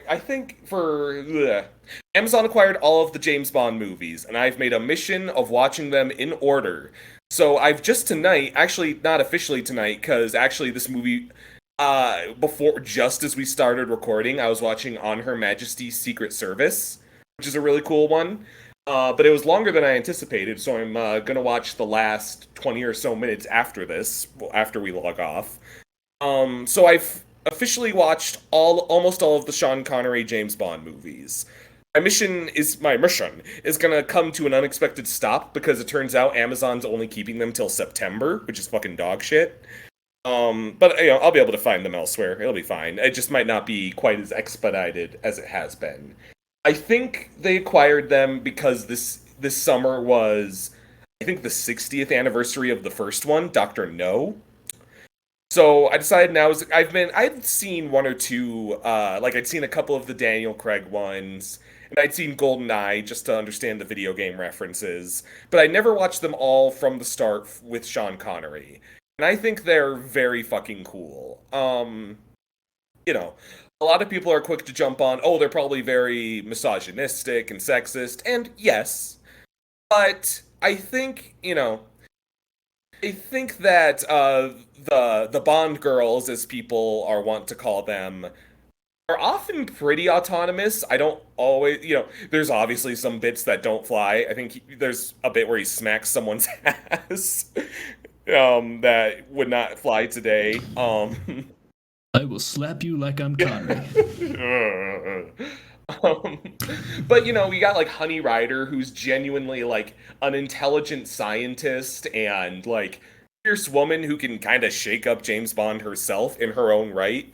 I think the most poorly aged thing about these movies is they're a tad racially insensitive. No one really tells you about the yellow face in which one is that? Oh crap. one that takes place in Japan, and I'm blanking on the name. It's hard to keep track of the names because it's so many. You only live twice. That's the one. Because there's so many with live and let die. You only live twice. No time to die. Yeah, no one tells you about the yellow face Sean Connery does in that one. Wait, he like Hmm. disguises as So he's in Japan, and Ooh. this is a bad one. This is probably my least favorite of the Connery ones, is You Only Live Twice, where he's like taken in by a congregation of ninjas, and they're like, you must fit in with the Japanese, and they put yellow face on him, and it's like, uh-oh.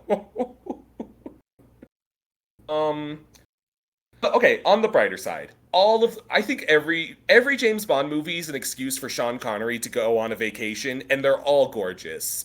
Doctor No is in Jamaica, Thunderball is in the Bahamas, and for all the trash I talk about You Only Live Twice, that one has some beautiful Japanese sightseeing. You get to there's just these beautiful sweeping shots of the mountains and the resorts they all stay at, arguably on the dime of the funding, and it usually works out pretty well. I think, and people probably, I don't think there's many people who are like, oh, they like the James Bond movie, but James Bond isn't their favorite character. He's a very just like witty, likable character. Like, he's not.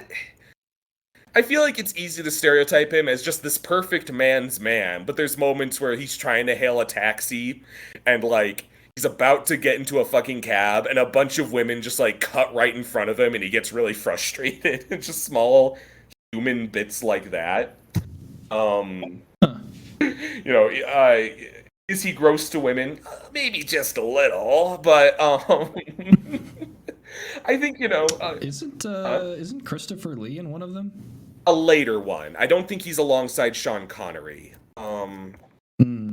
Christopher Lee. That's the man with the golden gun. That's a little down the line.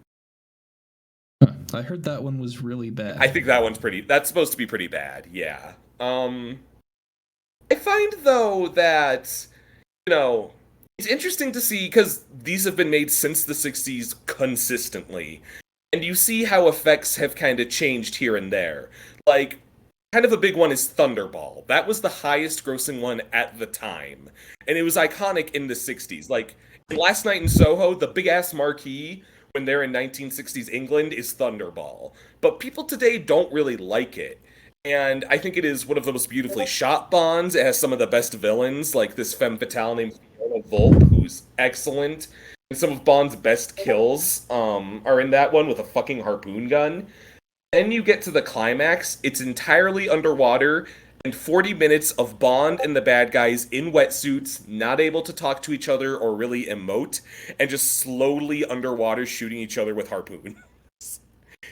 And yeah, that sounds a little lame.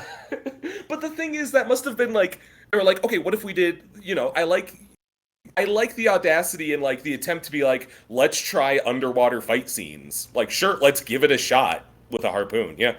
To the point that that's probably maybe my favorite Connery. It also has a really good villain in that. Oh, I said already. Sorry. So it's like, I can easily see why it was really cool in the 60s when we didn't always get underwater fight scenes, but then today, it's kind of an unfortunate thing to trade off. I think that, the one I was just watching, and it's satisfying to see those ideas come to fruition in other ways. The one I was just watching, On Her Majesty's Secret Service, which is George Lazenby Bond, the first non-Connery, has skiing chase scenes. And you can see the same DNA as the scuba ones, but it's obviously much faster because they're skiing, and they're using green screens to actually capture, like, character reactions, and I think skiing just overall lends itself better to a chase. It's just really cool to see that evolution of, like, we tried a weird concept chase, let's try it again with some changes in kind of a weird topsy-turvy way. So it's kind of satisfying to see that gradual climb. Interesting. Like I was saying, a lot of people are like, oh, I watched James Bond again. It's misogynist as fuck. But I think they're very aware and build on his relationship with women. Like, Her Majesty's Secret Service is all about him genuinely falling in love and learning what that kind of comes saddled with, and kind of commentates on how senselessly he just kind of sleeps around, and I think in a very smart way.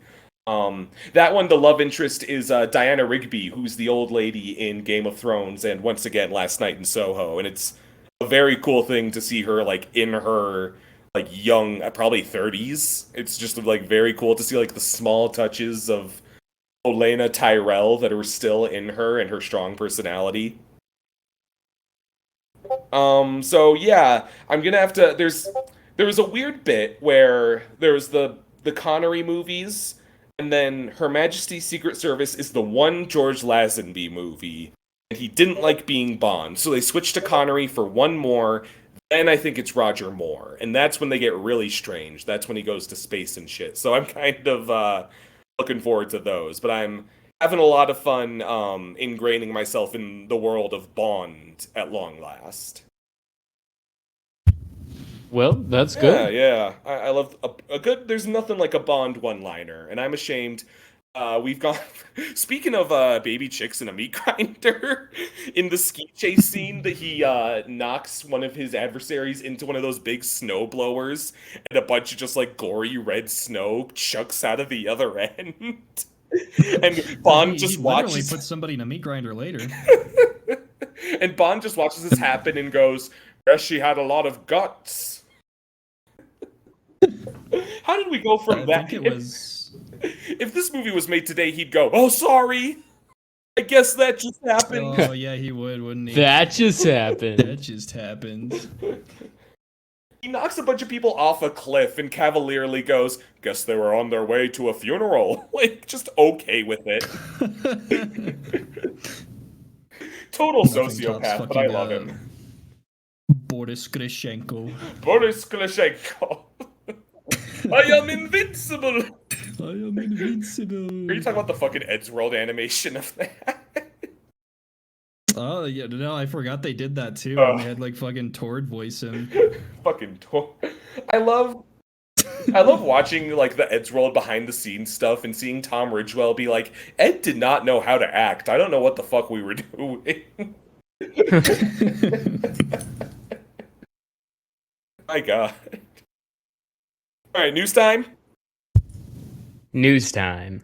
Yeah. So I only got two bulletins, but they're very large umbrellas that I think will carry us more than enough, despite maybe smaller tidbits here and there. First and foremost, HBO Max is on fucking fire. Yeah. This is some of the most depressing shit I've ever fucking seen. Like, HBO was my favorite streaming service because it was all about giving, like, Netflix prestige and superior budget, frankly, to Netflix, to weird ideas for well-known IPs. Like, C.H. Greenblatt was gonna make an Hanna-Barbera Yogi Bear cartoon. They said, fuck it, do whatever you want, and it's the weirdest fucking thing to ever exist, and I loved that. And now, everything colorful and weird that HBO Max once was, at least in that corner, is, like, being directly slashed. Yep. It's like, it's insane that they're removing stuff that could only be found there, and now it's just gone. Like, you can never get it again. Fucking Dav and I have been mourning Close Enough, absolutely. One of, like, that cartoon genuinely helped me. I think about the time I spent in 2020 being one of the worst years of my life, and the genuine trauma I experienced, and how Close Enough is, like, one of the top 3 things I think back to that made it worth to fucking get out of bed. And now it's fucking gone legally. Yeah, I toasted that on a previous episode not too long ago. And now it's just gone. Gone. Our recommendation is null. I mean, you can find it. FBI agent somewhere. You can buy the episodes on iTunes. But do genuinely support it, I would say, if you can, to show... I don't know. I'm probably fucking talking out of my ass. I think it's still on Hulu in some places, but yeah, I mean, I don't know how many ways there are to still genuinely support the show. I know, it blows. Well, Sorry, go ahead. I was just gonna say, I think it's funny that they were like trying to save $2 billion, and I think as of today they lost $20 billion. serves them fucking right, honestly. And not the people who worked on the cart, but you know who Like the the big execs. wigs. Yeah, I want to make that clear. You know, with the way they're targeting animation, I kind of can't believe they haven't gotten Jellystone yet. But knock on wood, that could be next. And like we heard about, there's a Mindy Kaling Velma spinoff where she's like solving Bone style like SVU murders. I don't know if that was gonna be good. I wanted to at least try for myself and see. And that seems like the kind of project that they'd say no go on. A fucking Gremlins cartoon was happening. I can't say for certain if it would have been necessarily great in our mountain of content, but it all deserves a chance. And I'm frustrated being deprived the chance. Those aren't necessarily cut for sure. I could see it happening, all things considered. Yeah. Man, yeah, I don't know. Fucking bullshit. What kind of idiot can't sell a Batman cartoon? What are you doing?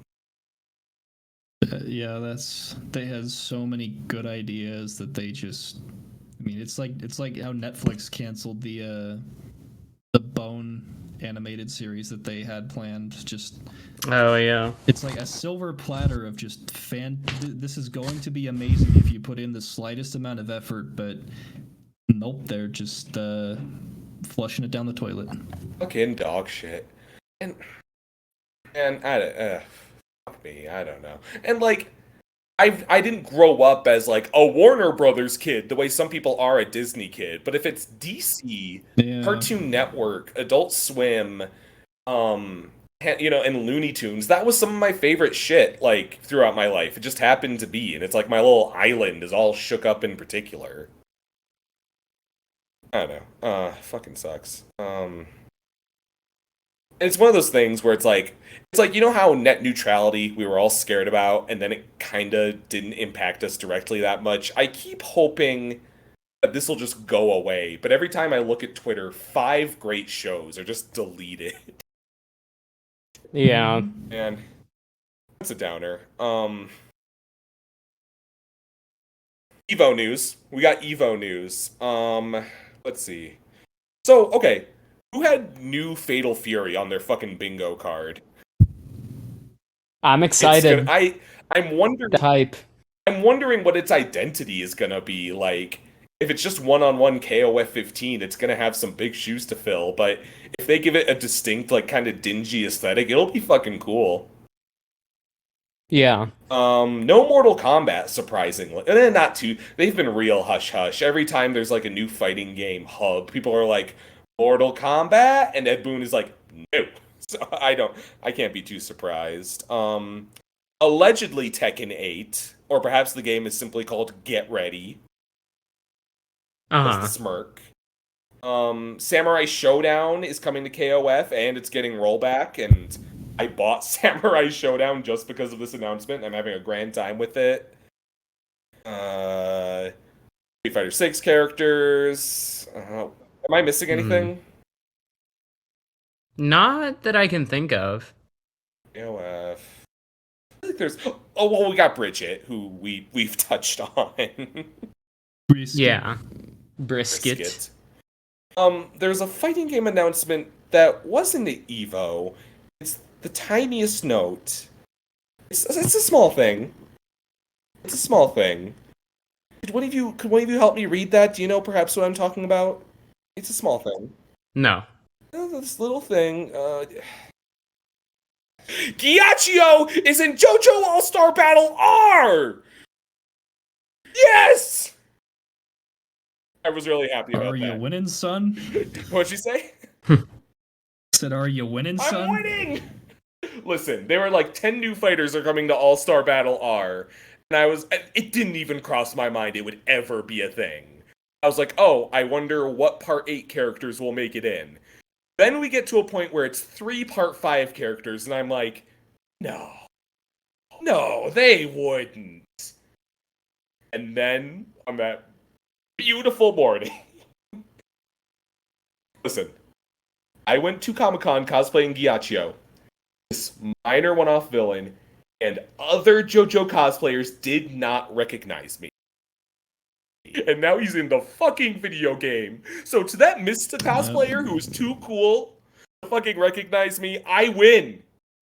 Now who's stupid? Yeah, no, it looks pretty good. There's a lot of good developments there. You sure showed them. Showed them. Yeah.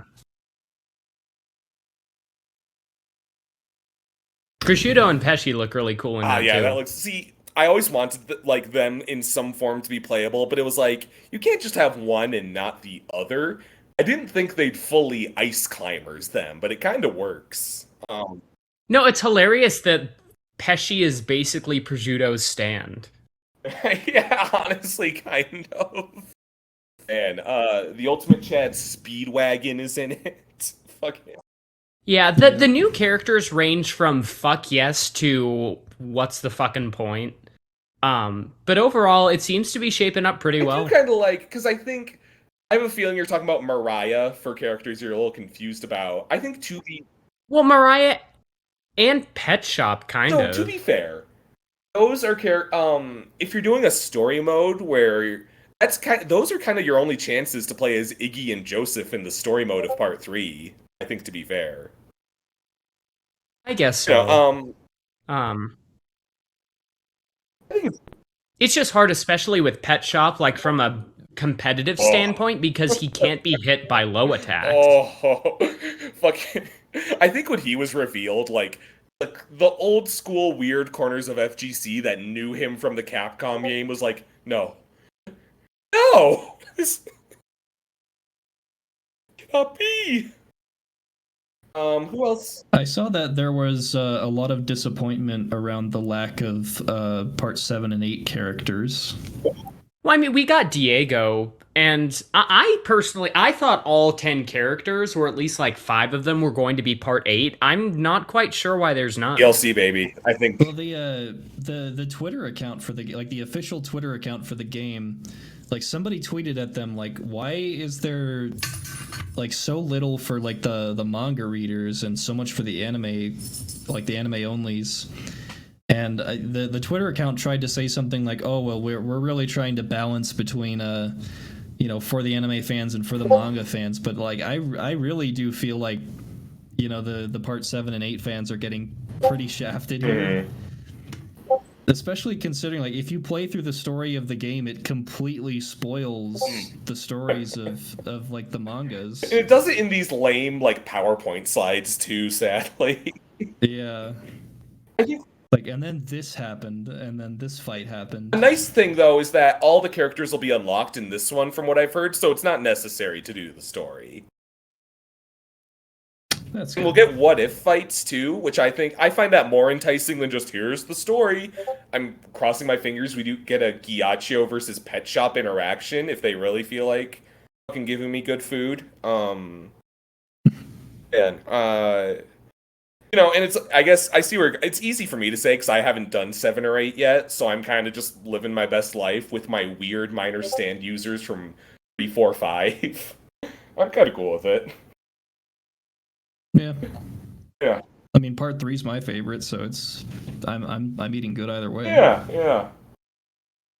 I really wish Enya was in there cool. because the thing that sucks is like, she's an old lady, so she doesn't have the like, oh, hot lady like appeal that certain characters do, but she's the second most important stand user to Dio in that part.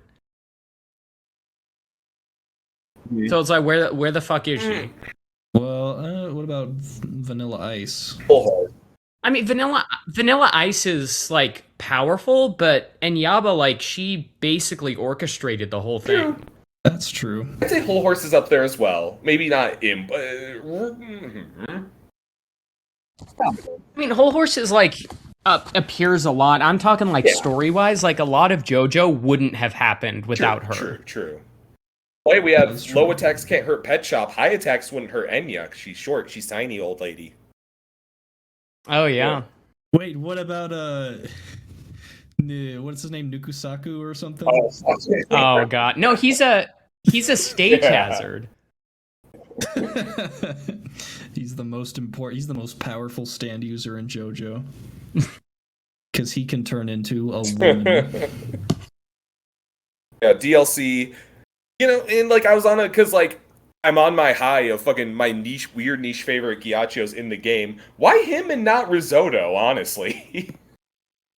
See, that's what I was like, because I like prosciutto a bit more, but like risotto's the leader. Hit this button to turn your foes' blood into razor blades and win. Like I don't.